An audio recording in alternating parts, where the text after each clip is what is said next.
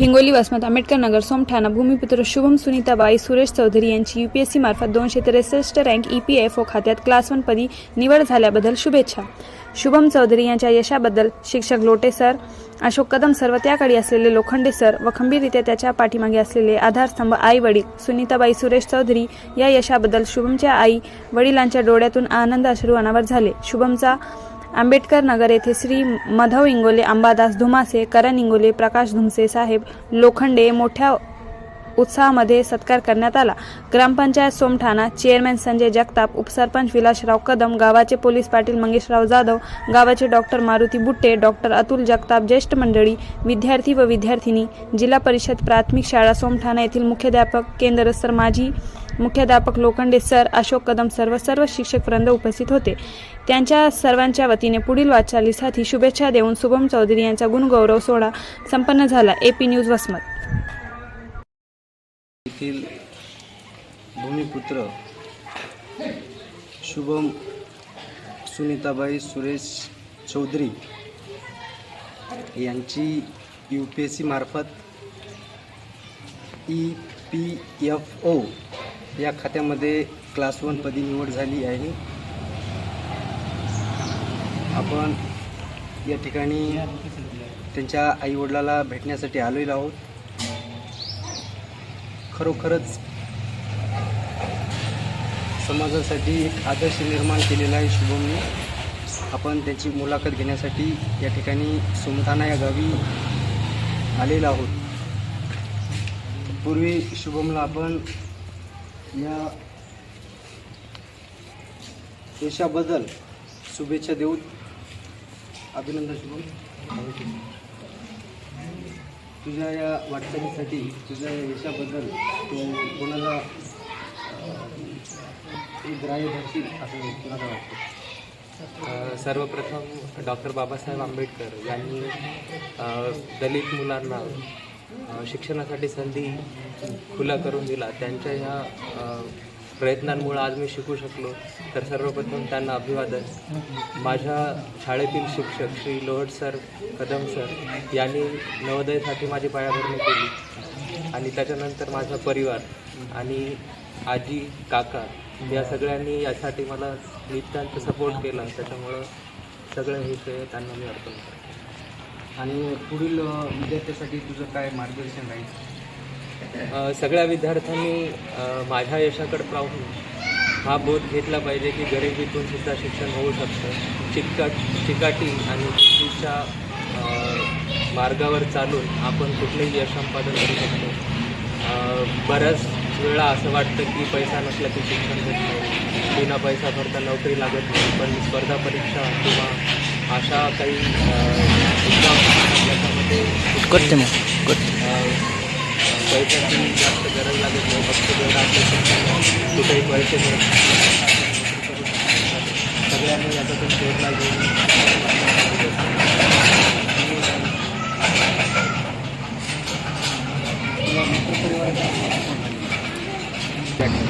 त्यावेळेस सगळेजण आम्ही मिळून अभ्यास करायचो. त्याच्यानंतर जेव्हा मी नवोदयला गेलो तर पुढचं 12वीपर्यंत शिक्षण सगळं मित्रांसोबत.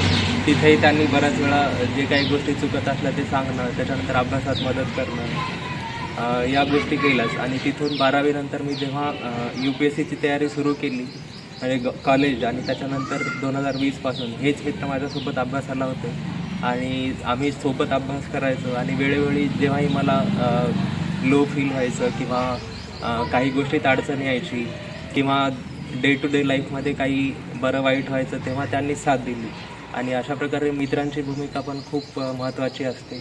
आणि मित्र चांगले असणं आणि माझ्या बाबतीत ते घडणं हे खूप चांगली गोष्ट आहे की मला चांगले मित्र मिळाले.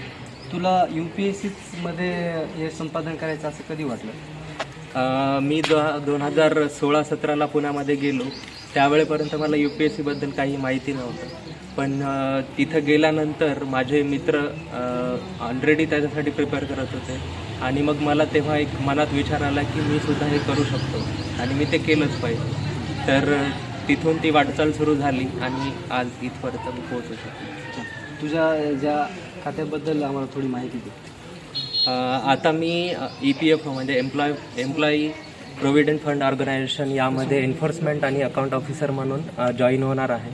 त्याच्यासाठी माझी UPSCमधून निवड झाली. यामध्ये जेवढे काही प्रायव्हेट सेक्टरचे एम्प्लॉईज असतात त्यांचं जे PF वगैरे कटतं तर ते या ऑर्गनायझेशनकडे मॅनेजमेंटसाठी जातं आणि याच्यामध्ये जे काही PFचा कायदा आहे त्या कायद्याची अंमलबजावणी करणं आणि खाते सांभाळणं म्हणजे लेखा अधिकारी आणि अंमलबजावणी अधिकारी म्हणून माझी निवड झालेली आहे. लहानपणापासूनच शुभम हा हुशार विद्यार्थी आहे आणि आईवडिलाबद्दल काय व्यक्त करशील मग? सगळ्यात महत्त्वाचं म्हणजे आईवडीलच प्रेरणा देत असतात. घरात म्हणजे पैशाच्या अडचणी असतानासुद्धा इकडून तिकडून कसं तरी करून त्यांनी नेहमीच मला काही अडचण येऊ दिली नाही. पैशाबद्दल मला कुठलीही अडचण त्यांनी कधीच भासू दिली नाही. न मागताच ते पैसे पाठवायचे. तर अशा प्रकारे मला कधी पैशाबद्दल किंवा तो मानसिक त्रास जाणवला नाही. तर त्याच्यासाठी आणि त्यांनी ती प्रेरणा दिली, त्यांनी जे संस्कार दिले त्याच्यामुळेच मी आज इथपर्यंत पोहोचू शकलो. तर खरंच त्यांचे खूप धन्यवाद आणि त्यांना हा सन्मान मी मिळवून देऊ शकलो याच्याबद्दल मला पण खूप चांगलं वाटतं. या ठिकाणी पाहू शकतो की शुभमचे आईवडील सुद्धा या ठिकाणी उपस्थित आहेत. आपण त्यांच्या वडिलांना 2 शब्द व्यक्त करण्यासाठी बोलू. जय भीम. शुभमनं चांगल्या प्रकारे यश मिळाल्याबरोबर त्याचं अभिनंदन. असाच पुढे जावं आणि मुलांना त्याची प्रेरणा घेऊन असंच शिकत राहावं हे. आता आपण पाहिलं शुभमच्या वडील हे यांनी सुद्धा 2 शब्द व्यक्त केलेले आहेत. त्यांच्या आईला सुद्धा विनंती आहे की आपण मुलाविषयी 2 शब्द व्यक्त करावेत.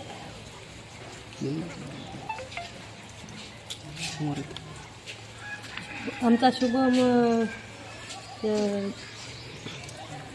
UPSC परीक्षेमध्ये पास झाला हे आम्हाला खूप मोठी आनंदाची बातमी आहे आमच्यासाठी.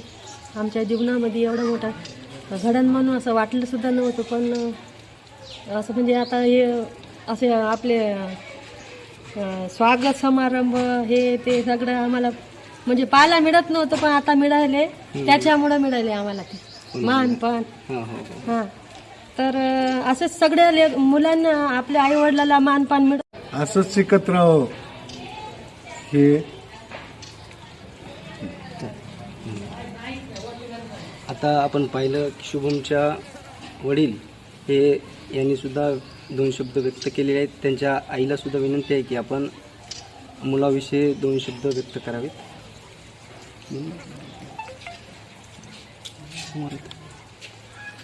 आमचा शुभम UPSC परीक्षेमध्ये पास झाला हे आम्हाला खूप मोठी आनंदाची बातमी आहे आमच्यासाठी. आमच्या जीवनामध्ये एवढं मोठं घडण म्हणून असं वाटलं सुद्धा नव्हतं. पण असं म्हणजे आता हे असे आपले स्वागत समारंभ हे ते सगळं आम्हाला म्हणजे पाहायला मिळत नव्हतं पण आता मिळाले. त्याच्यामुळं मिळाले आम्हाला ते मानपान. हां तर असंच सगळ्या मुलांना आपल्या आईवडिलाला मानपान मिळवून द्यावा, चांगलं शिक्षण घ्यावं आणि पुढे जावं. बाबासाहेबांना आपल्यासाठी खूप साऱ्या सवलती दिलेल्या आहेत आणि ते मुलांना आणि त्याच्या आईवडिलांना बी त्या मुलाकडं संस्कार करावे, लक्ष द्यावं, वेळ द्यावं आपल्या पाल्यासाठी. आणि हे असं म्हणजे मला वाटतं की बाबा आपल्याला जे सवलत मिळेल त्याचं सोनं करावं जीवनामध्ये आणि असं शुभमसारखं यश मिळवावं त्या लेकरांना असं आम्हाला वाटतं. खूप आईच्या डोळ्यातून आनंदाश्रू येत आहेत. तरी बाई तुम्हाला एक विनंती आहे की तुम्ही लहानपणापासूनच हा शुभम हुशार आहे का अभ्यासाची जरा? हो आता आमचा मुलगा खूप कष्टातून खूप परिश्रमातून त्यानं यश मिळवलेलं आहे आणि 5वी पासूनच तो बाहेर म्हणजे शिक्षण घेण्यासाठी बाहेर गेलेला आहे. त्यानं कवा घर म्हणलं नाही, कवा आई म्हणलं नाही, कवा काहीच नाही. घरची सुद्धा जराशी पण त्यानं अशी म्हणजे आठवण केली नाही आणि त्याच्या या शिक्षणासाठी त्यांनी जे कष्ट घेतले त्याचा परिश्रम घेतलेले ते आहे ना त्याचं यश मिळालं हे लई भाग्याची गोष्ट आहे. हां आमच्या घरामध्ये मुलगा असून आम्हाला नसल्यासारखं असं म्हणजे बाहेर राहून त्यानं शिक्षण घेतलं तर असं वाटू लागलं की आपल्याला खूप अडचणी आल्या होत्या मुलासाठी पण तेवढं आम्ही पण त्याग केला आणि त्यानं त्याच्या जीवनाचा त्याग केला म्हणून हे आज गोष्टी घडलेल्या आता ते त्याचा आम्हाला अभिमान आहे. आपण पाहू शकतो की शुभमची आईसुद्धा आईच्या डोळ्यातून आनंद अश्रूसुद्धा येत आहेत आणि खूप मोठा त्याग आज शुभमनं शिक्षणाच्या बाबतीत केलेला आहे आणि त्या त्यागाचं कुठंतरी चीज म्हणून तो मोठा अधिकारी UPSCमध्ये EPFO या पदावर या खात्यामध्ये क्लास 1 पदावर निवड झालेली आहे.